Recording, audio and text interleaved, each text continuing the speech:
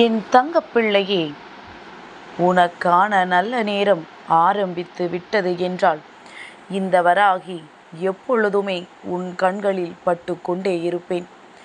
என் தங்கமே, அம்மா நீண்ட நேரமாகவே உன்னோடு பேச காத்து கொண்டிருக்கின்றேன். ஏனென்றால் என் குழந்தைக்கு இந்த வெள்ளிக்கிழமை இரவில் அதிமுக்கியமான ஒரு விஷயத்தில் நல்லதொரு செய்தியினை கொடுத்துவிட வேண்டும் என்றுதான் அம்மா காத்து கொண்டிருக்கின்றேன். என் குழந்தை இந்த விஷயத்தில் முடிவுகளை சரியாக புரிந்து கொள்ள முடியாமல் வாழ்க்கையின் மீது இருக்கின்ற சில தெளிவுகளை எடுக்க முடியாமல் தவித்து நின்று கொண்டிருக்கின்றாய். என் தங்கமே, என்னதான் வாழ்க்கையில் பல கஷ்டங்களை சுற்றி இருப்பவர்கள் கொடுத்தாலும் சில நேரங்களில் சில ஆறுதல்கள் அவர்களிடத்தில் இருந்துதான் உனக்கு கிடைக்கவும் செய்கின்றது. இன்று யார் உனக்கு ஆறுதலை கொடுக்கின்றார்களோ நாளை அவர்களே உனக்கான மனவேதனையையும் கொடுக்கின்றார்கள். இப்படி வாழ்க்கை முழுவதும் மாறி மாறித்தான் எல்லாம் நடந்து கொண்டிருக்கின்றது. யாரை நம்புவது, யாரை நம்பக்கூடாது என்று தெரியவில்லை. உயிருக்கு உயிரான உறவாக நினைக்கின்றவர்கள் கண் இமைக்கும் நேரத்தில் துரோகத்தை செய்து விடுகின்றார்கள். அந்த துரோகம் ஏற்றுக்கொள்ளவே முடியாத அளவிற்கு மிகப்பெரிய துரோகமாக இருக்கும். இவர்தான் வாழ்க்கை, இவரோடு மட்டும்தான் இனி இந்த வாழ்க்கை முழுவதும் இருக்கும் என்று நினைத்து கொண்டிருக்கின்ற நேரத்தில் நீ எனக்கு முக்கியமல்ல, உன்னை விட சிறப்பான வாழ்க்கை எனக்கு காத்து கொண்டிருக்கிறது என்று விட்டு செல்கின்ற உலகமல்லவா. இதனால் அவர்களின் மனது என்ன பாடுபடும் என்பதனை புரிந்து கொள்வதே கிடையாது. ஆனால் இதையெல்லாம் செய்வது இன்று அவர்களுக்கு நல்லது போல இருக்கலாம். ஆனால் நாளை அவர்கள் வாழ்க்கையிலும் இது போன்ற ஒரு சூழ்நிலை நிச்சயமாக ஏற்படும். யாராக இருந்தாலும் சரி, ஒருவருக்கு ஒரு ஏமாற்றத்தை கொடுத்தால் அந்த ஏமாற்றம் மீண்டும் அவர்களுக்கு திரும்ப வரும் என்பதில் எந்த ஒரு மாற்று கருத்துமே கிடையாது. என் தங்கமே, ஏமாற்றங்களை அதிகமாக சந்தித்ததனால் என்னவோ இப்பொழுது யாரை கண்டாலுமே உனக்கு நம்பிக்கை வருவது கிடையாது. அன்று நாம் சந்தித்த அந்த துரோகம் மீண்டும் நம் வாழ்க்கையில் வந்துவிடக்கூடாது என்பதில் அதிக கவனத்தோடு இருந்து கொண்டிருக்கின்றாய். யார் எல்லாம் அந்த நேரத்தில் உனக்கு உதவிக்கரம் நீட்டுவார்கள் என்று நினைத்தார்களோ அவர்கள் எல்லாம் கையை விரித்து சென்றார்கள். அவர்கள் சொன்ன பதில் உன்னுடைய தலையெழுத்தை நீதான் அனுபவிக்க வேண்டும் என்று. நீ தேடியது உன்னை ஏமாற்றினால் அதற்கான பலனை நீதான் அனுபவிக்க வேண்டும் என்று. இது போன்றெல்லாம் பலவிதமான மனிதர்களையும் பலவிதமான சூழ்நிலைகளையும் எதிர்கொண்ட என் பிள்ளை இப்பொழுது கூட மனதிற்குள் ஒரு தவிப்பினைதான் சுமந்து நின்று கொண்டிருக்கின்றாய்.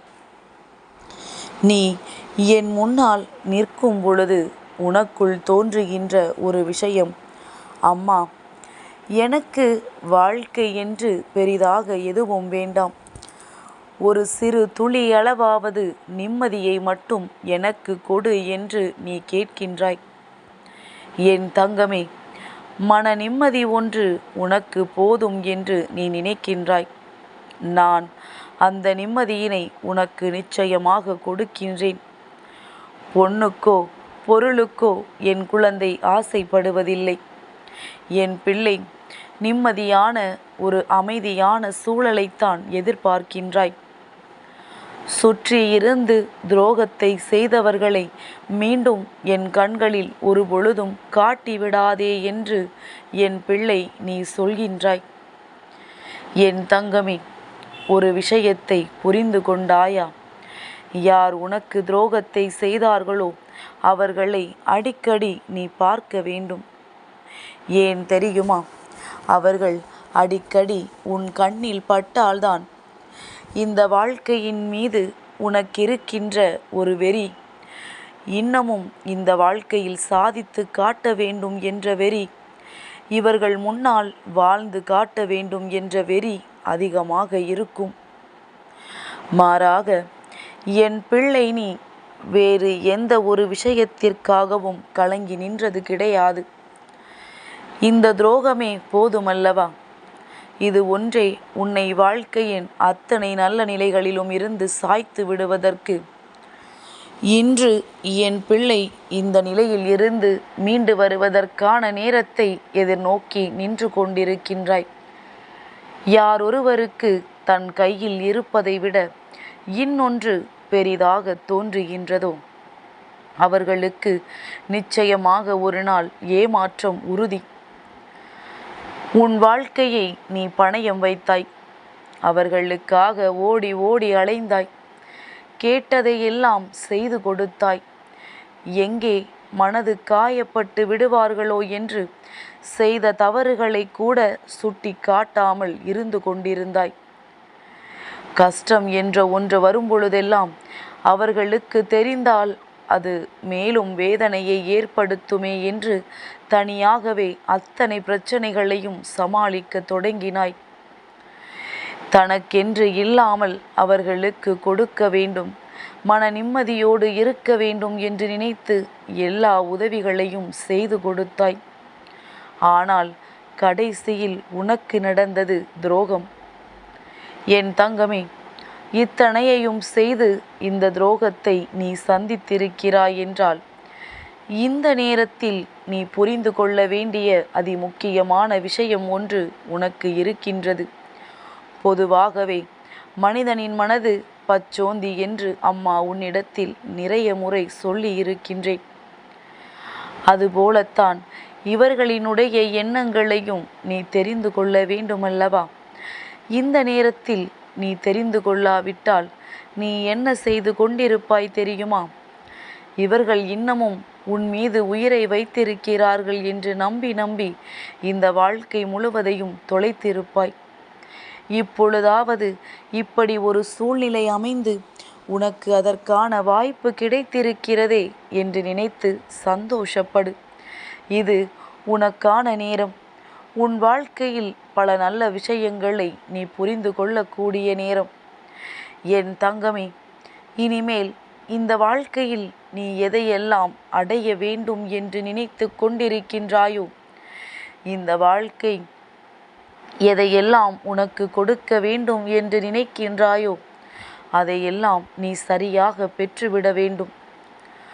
உனக்குள் இருக்கின்ற திறமையை நீ வெளிக்கொண்டு வந்து இந்த உதாசீனத்திற்கு முன்பாக நீ வாழ்ந்து காட்ட வேண்டும். உன்னுடைய திறமை அவர்களின் வாயை அடைக்க வேண்டும். உன்னுடைய திறமையை முடக்கி வைத்தவர்கள் வெட்கப்பட வேண்டும். என் தங்கமே, இன்று இந்த வெள்ளிக்கிழமை இரவில் நான் தருகின்ற வாக்கினை நீ உன் மனதில் ஏற்றுக்கொள்ள வேண்டும். நான் சொல்வது போல உன்னுடைய வாழ்க்கையில் எதையாவது நீ சாதித்து காட்ட வேண்டும். நான் ஏமாற்றத்தை கண்டவுடன் முடங்கிவிட்டேன், இனி என் வாழ்க்கையில் எதுவும் இல்லை என்றெல்லாம் ஓர் மூலையில் நீ ஒருபொழுதும் முடங்கிவிடக்கூடாது. இந்த ஏமாற்றமே உன்னை வாழ்க்கையில் அடுத்த நிலைக்கு கொண்டு செல்லவும் உனக்குள் என்ன திறமை இருக்கின்றது என்பதனை உனக்கே உணர்த்தவும் தான் வந்தது என்பதனை முதலில் நீ புரிந்து கொள்ள வேண்டும்.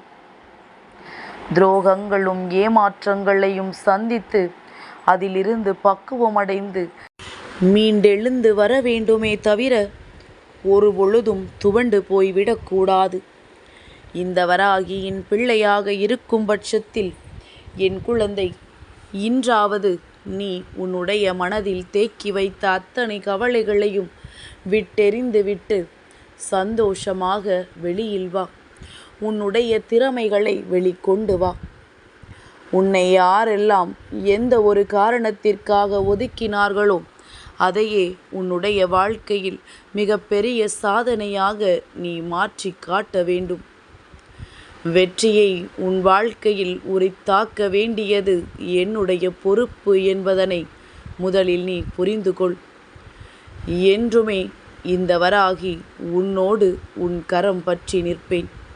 என் பிள்ளையை நான் ஒரு நாளும் கைவிட்டு விடமாட்டேன். என் தங்கப் பிள்ளைக்கு இந்த வராகி அம்மாவினுடைய ஆசீர்வாதங்கள் எப்பொழுதும் உண்டு.